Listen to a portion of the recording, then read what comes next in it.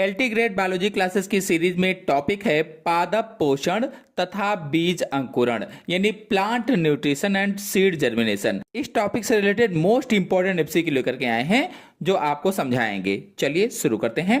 पहला क्वेश्चन देखते हैं, वायुमंडलीय नाइट्रोजन स्थिरीकरण के लिए उत्तरदायी एंजाइम होता है। जो वायुमंडलीय नाइट्रोजन होती है उसके स्थिरीकरण के लिए, उसके फिक्सेशन के लिए उत्तरदायी एंजाइम कौन सा होता है? 4 एंजाइम के नाम यहां पर लिखे गए हैं, नाइट्रोजनेज, हाइड्रोजनेज, ऑक्सीजनेज, कार्बोक्सिलेज। कौन सा आंसर सही होगा? वीडियो को लाइक ना किया हो तो सभी लोग जल्दी से लाइक कर दीजिए और सभी दोस्तों में शेयर कर दीजिए ताकि ज्यादा से ज्यादा लोग जुड़ सकें। फिलहाल इसका आंसर सही होगा पहला, नाइट्रोजनेज। आपको बता दें कि यह एक कॉम्प्लेक्स एंजाइम है। कॉम्प्लेक्स एंजाइम जो कुछ प्रोकैरियोट्स में पाया जाता है, जैसे राइजोबियम है, एजोटोबैक्टर है, इनमें पाया जाता है और यह वायुमंडलीय नाइट्रोजन को अमोनिया में बदलता है। वायुमंडलीय नाइट्रोजन को अमोनिया में, जिससे पौधे उसे अवशोषित कर सकें। इसमें से जो बी वाला ऑप्शन है हाइड्रोजनेज, तो यह एक हाइड्रोजन अणु के ऑक्सीकरण या प्रोटॉन के अपचयन को उत्प्रेरित करता है। और जो सी वाला ऑप्शन है ऑक्सीजनेज, यह एक सबस्ट्रेट में ऑक्सीजन अणु जोड़ने को उत्प्रेरित करता है। और जो कार्बोक्सिलेज है, डी वाला ऑप्शन, यह कार्बन डाइऑक्साइड के फिक्सेशन को उत्प्रेरित करता है या फिर उसे जोड़ने को उत्प्रेरित करता है। नेक्स्ट क्वेश्चन है, लेगुमिनोसी कुल के पादपों की जड़ों की ग्रंथियों में होता है। लेगुमिनोसी कुल के पादपों की जड़ ग्रंथियों में नाइट्रिकारी जीवाणु, डी नाइट्रिकारी जीवाणु, नाइट्रोजन स्थिरीकारक जीवाणु, नाइट्रोजन उत्पादक जीवाणु। कौन सा होगा? सोचिए और बताइए। वीडियो को लाइक ना किया हो तो सभी लोग जल्दी से लाइक कर दीजिए और अपने सभी दोस्तों में शेयर कर दीजिए। फिलहाल इसका आंसर सही होगा सी, नाइट्रोजन स्थिरीकारक जीवाणु। आपको बता दें कि लेग्यूमिनोसी कुल यानी दलहनी कुल, लेग्यूमिनोसी कुल को दलहनी कुल भी कहा जाता है, तो दलहनी कुल के पौधों की जड़ ग्रंथियों में राइजोबियम नामक सहजीवी जीवाणु पाया जाता है और यह सहजीवी जीवाणु नाइट्रोजन का स्थिरीकरण करता है, इसीलिए इसको नाइट्रोजन स्थिरीकारक जीवाणु भी कहा जाता है। और ये जीवाणु नाइट्रोजिनेज एंजाइम की मदद से वायुमंडलीय नाइट्रोजन को अमोनिया में बदलकर पौधों को उपलब्ध करवाता है। नेक्स्ट क्वेश्चन है, एक लघु मात्रिक तत्व जो पादप वृद्धि एवं रेडियो आइसोटोप की तरह आवश्यक होता है तथा जो कैंसर की चिकित्सा के लिए उपयुक्त होता है। कौन सा आंसर सही होगा? कैल्शियम, कोबाल्ट, सोडियम, लोहा। सोचिए और बताइए कि कौन सा आंसर इसमें सही हो सकता है। वीडियो को लाइक ना किया हो तो जल्दी से आप सभी लोग लाइक कर दीजिए, अपने सभी दोस्तों में शेयर भी कर दीजिए ताकि ज्यादा से ज्यादा लोग जुड़ जाएं। फिलहाल इसका आंसर सही होगा बी, कोबाल्ट।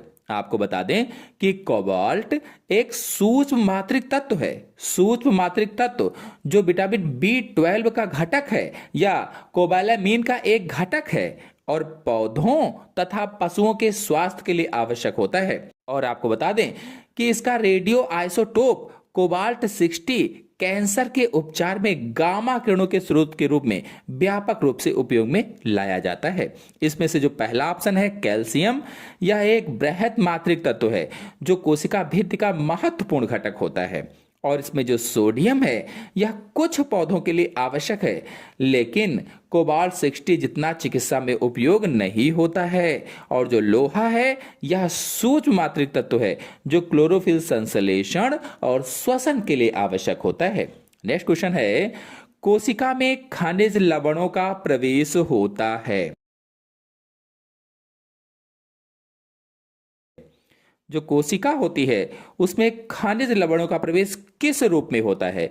अणुओं के रूप में, आयनों के रूप में, विलेय के रूप में, परमाणुओं के रूप में। कौन सा आंसर सही हो सकता है? सोचिए और बताइए। वीडियो को लाइक ना किया हो तो जल्दी से आप सभी लोग लाइक भी कर दीजिए क्योंकि लाइक का कोई भी पैसा नहीं करता है, एकदम फ्री होता है। और अपने सभी दोस्तों में शेयर भी कर दीजिए। जब देख ही रहे हैं तो और भी कई सारे लोग जुड़ जाएं ताकि कुछ ज़्यादा लोग जुड़ेंगे तो और भी अच्छा लगेगा और हम आपके लिए अच्छा वीडियो मॉडल पेपर ला पाएंगे। तो इसमें आंसर सही होगा बी, आयनों के रूप में। आपको बता दें, पौधे मिट्टी से खनिज लवणों को आवेशित कणों या आयनों के रूप में अवशोषित करते हैं और ये आयन कोशिका झिल्ली में विशिष्ट वाहकों के माध्यम से प्रवेश करते हैं। नेक्स्ट क्वेश्चन है, फसली पादप किस रूप में कार्बन प्राप्त करते हैं? जो फसली पादप होते हैं वे किस रूप में कार्बन को प्राप्त करते हैं? सोचिए और बताइए कि कौन सा आंसर सही हो सकता है इसमें। कार्बन डाइऑक्साइड, तात्विक कार्बन यानी कोयला के रूप में, कार्बोनेट के रूप में, अमीनो अम्लों के रूप में, कौन सा आंसर सही हो सकता है?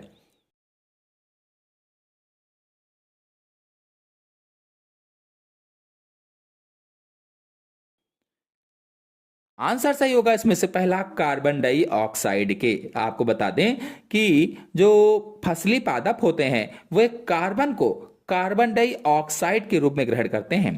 बताते चलें कि पौधे मुख्य रूप से प्रकाश संश्लेषण की प्रक्रिया के माध्यम से वातावरण से जो कार्बन डाइऑक्साइड होती है उसको अवशोषित करते हैं और अवशोषित करके अपना कार्बन प्राप्त करते हैं, जिसका उपयोग ग्लूकोज और अन्य कार्बनिक यौगिकों को बनाने में करते हैं। नेक्स्ट क्वेश्चन है, निम्न में से कौन सूक्ष्म मात्रिक तत्वों का समूह है? सूक्ष्म मात्रिक तत्वों का समूह बताना है, कौन सा है? सोचिए और बताइए कि कौन सा ऑप्शन सही हो सकता है।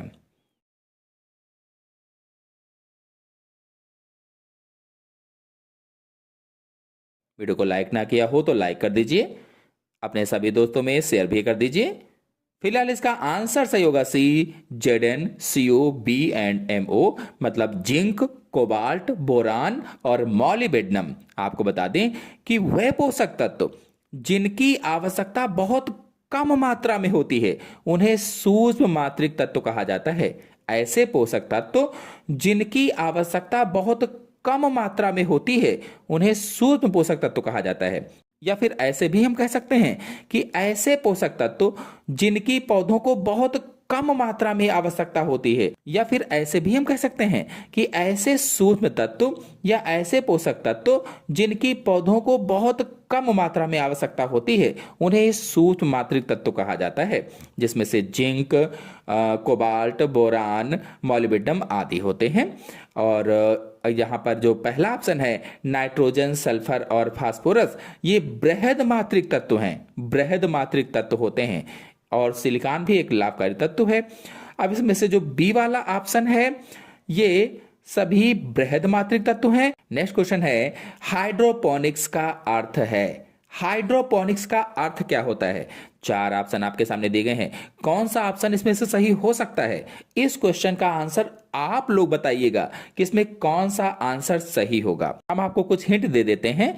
इसमें देखिए, जो पहला वाला ऑप्शन है जलीय संवर्धन माध्यम में पादपों को उगाना, और जो इसमें तीसरा वाला ऑप्शन सी वाला प्लावी पादपों को उगाना, और जो डी वाला ऑप्शन है पादपों की मृदा रहित कृषि, इन्हीं में से कोई एक सही है। कौन सा सही है आप सभी लोग कमेंट बॉक्स में बताएं। नेक्स्ट क्वेश्चन है, निम्न में से कौन सा पादप अधोभूमिक अंकुरण प्रदर्शित करता है तथा भ्रूणपोषी भी है? यानी ऐसा पादप जो भ्रूणपोषी भी है और अधोभूमिक अंकुरण प्रदर्शित करता है, उसे बताना है। आपको बता दें कि अधोभूमिक अंकुरण किसे कहा जाता है? तो कुछ बीजों में बीजपत्र भूमि के अंदर ही रह जाते हैं, ऐसे अंकुरण को अधोभूमिक अंकुरण कहा जाता है, जैसे चना, मटर, मूंगफली, आम, मक्का आदि। कहने का मतलब यह है कि अधोभूमिक अंकुरण में बीजपत्र जमीन के अंदर ही रह जाते हैं और भ्रूणपोषी बीज वह हैं जिनमें भ्रूणपोष भोजन संग्रहित करता है। तो इसमें आंसर सही होगा पहला, बाजरा। जो बाजरा है ये अधोभूमिक अंकुरण और भ्रूणपोषी का उदाहरण है। इसी तरह से अधोभूमिक भ्रूणपोषी कौन कौन से होंगे? तो मक्का, चावल, गेहूं, नारियल, खजूर, ये भी सभी अधोभूमिक और भ्रूणपोषी के उदाहरण होते हैं।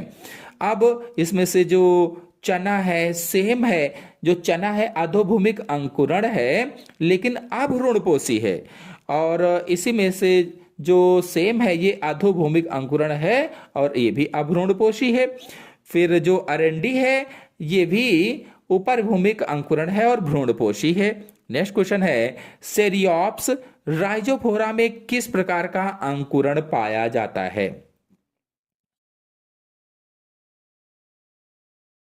सेरियोप्स राइजोफोरा में किस प्रकार का अंकुरण पाया जाता है? कौन सा आंसर सही हो सकता है इसमें से?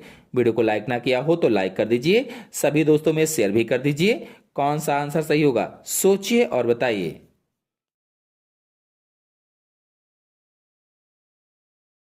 आंसर सही होगा इसमें से डी, ए और बी दोनों, यानी अधोभूमिक और पितृस्थ दोनों। आप कहीं ये तो नहीं सोच रहे हैं कि इसमें जरायुस्ता सही होगा? तो आप सही भी हो सकते हैं। जरायुस्ता का मतलब आपको बता दें, जब फल के अंदर ही बीज अंकुरित हो जाए, जब फल के अंदर ही बीज अंकुरित हो जाए तो उसे ही क्या कहा जाता है? जरायुस्ता। और अंकुरित होकर के जब मूल पौधे से अलग होते हैं, गिरते हैं नीचे कीचड़ में, पानी में, तो ये तुरंत जम जाते हैं और ये इनके लिए एक तरह से वरदान का काम करता है। तो आप इसमें कौन सा आंसर सही समझते हैं आप लोग जरूर कमेंट बॉक्स में बताएं। नेक्स्ट क्वेश्चन है, निम्न में से कौन अंकुरण के लिए सहायक कारक नहीं है? इनमें से कौन सा ऐसा है जो अंकुरण के लिए सहायक कारक नहीं है?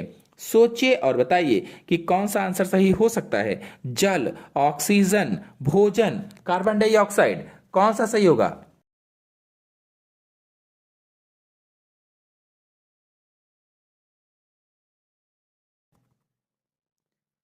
आंसर सही होगा इसमें से डी, कार्बन डाइऑक्साइड अंकुरण के लिए सहायक कारक नहीं है।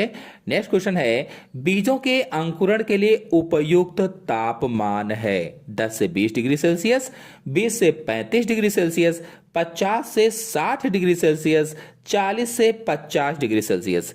बीजों के अंकुरण के लिए उपयुक्त तापमान कौन सा होता है? वीडियो को लाइक ना किया हो तो सभी लोग जल्दी से लाइक कर दीजिए, अपने सभी दोस्तों में शेयर भी कर दीजिए ताकि ज्यादा से ज्यादा लोग जुड़ सकें। फिलहाल इसका आंसर सही होगा बी, 20 से 35 डिग्री सेल्सियस। आपको बता दें कि अधिकांश फसलों के बीजों को अंकुरित होने के लिए इष्टतम तापमान 20 डिग्री से 35 डिग्री के बीच होना चाहिए। हालांकि यह पौधों की प्रजातियों पर निर्भर करता है कि वह प्रजाति कौन सी है। यह तापमान एंजाइमों की अधिकतम गतिविधि के लिए आवश्यक होता है, जो संग्रहित भोजन को घोलते हैं जिससे भ्रूण विकसित हो पाता है। तो 10 डिग्री से कम या 40 डिग्री से अधिक तापमान आमतौर पर अंकुरण को बाधित करता है। नेक्स्ट क्वेश्चन है, भूम्योपरिक अंकुरण पाया जाता है।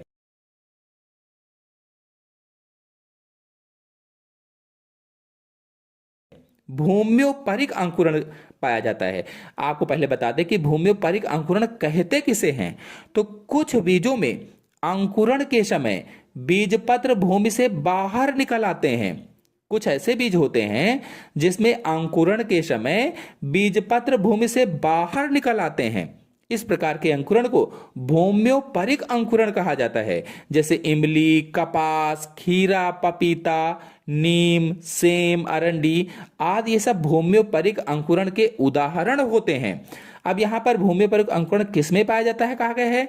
सेम है, इमली है, तो क्या बताएंगे? दोनों में, ए और बी दोनों में पाया जाता है। इसलिए इसमें आंसर सही होगा सी, ए और बी दोनों में पाया जाता है। आपको मैंने बताया इसके बारे में कि भूम्योपरिक अंकुरण क्या होता है। जब बीजपत्र जमीन से ऊपर आ जाते हैं तो उसे ही भूम्योपरिक अंकुरण कहा जाता है। नेक्स्ट क्वेश्चन है, दीप्तकालिता प्रभावित करती है।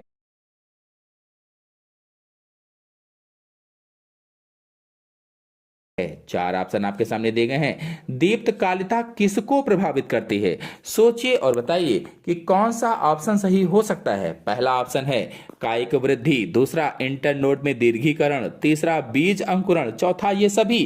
कौन सा सही हो सकता है?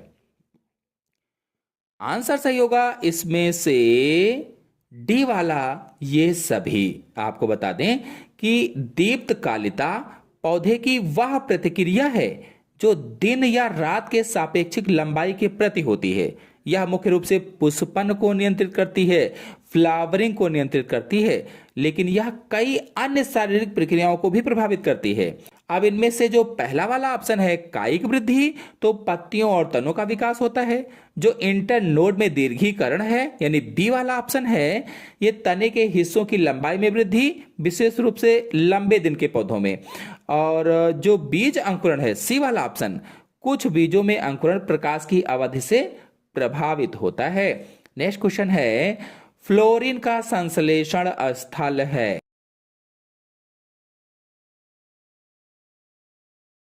तना, पत्तियां, मूल, फल। फ्लोरीन का संश्लेषण स्थल कौन सा होता है? सोचिए और बताइए कि कौन सा ऑप्शन सही हो सकता है। वीडियो को अभी तक लाइक ना किया हो तो सभी लोग जल्दी से लाइक कर दीजिए, अपने सभी दोस्तों में शेयर भी कर दीजिए।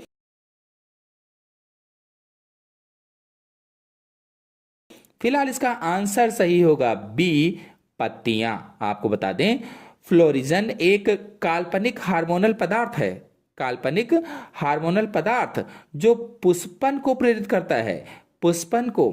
और आपको बता दें कि इसका संश्लेषण पत्तियों में होता है, पत्तियों में जो प्रकाश, जो कि पौधे में प्रकाश के प्रति सबसे संवेदनशील अंग होते हैं। और संश्लेषण के बाद यह फ्लोरीन तने के माध्यम से विकासशील शीर्ष तक जाता है, जहां यह कायिक वृद्धि को पुष्पन में बदलने के लिए संकेत भी देता है। नेक्स्ट क्वेश्चन है, कौन से हार्मोन बसंतीकरण को प्रतिस्थापित करते हैं?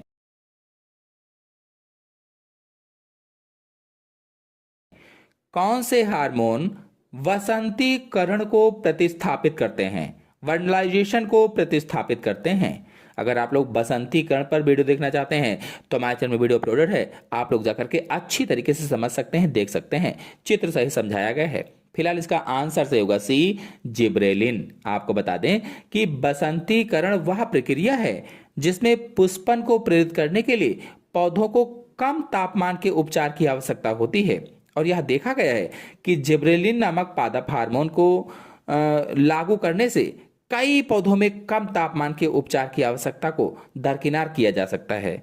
और जिब्रेलिन पुष्पन के लिए संकेत देने वाली आंतरिक प्रक्रिया को शुरू करने में मदद करता है। इस प्रकार ठंडे मौसम की आवश्यकता को प्रतिस्थापित भी करता है। और नेक्स्ट क्वेश्चन है, गर्मियों के मौसम में बीजों को उत्तम वृद्धि तथा पुष्पन के लिए निम्न ताप उपचार दिया जाता है, यह कहलाता है, यह क्या कहलाएगा? सोचिए और बताइए कि कौन सा आंसर सही हो सकता है। इसमें से चार ऑप्शन आपके सामने दिए गए हैं। ऑप्शन सही होगा इसमें से बी, बसंतीकरण कहलाता है। और अभी मैंने आपको बताया कि बसंतीकरण वह प्रक्रिया है जिसमें पौधों या बीजों को पुष्पन के लिए प्रेरित किया जाता है, निम्न तापमान उपचार पर प्रेरित किया जाता है। तो आशा है आपको सभी क्वेश्चन अच्छी तरीके से समझ में आ गए होंगे। आ गए हों तो वीडियो को लाइक कीजिए, अपने सभी दोस्तों में शेयर कीजिए। चैनल पहली बार आए हैं तो चैनल को सब्सक्राइब भी कर लीजिए। धन्यवाद।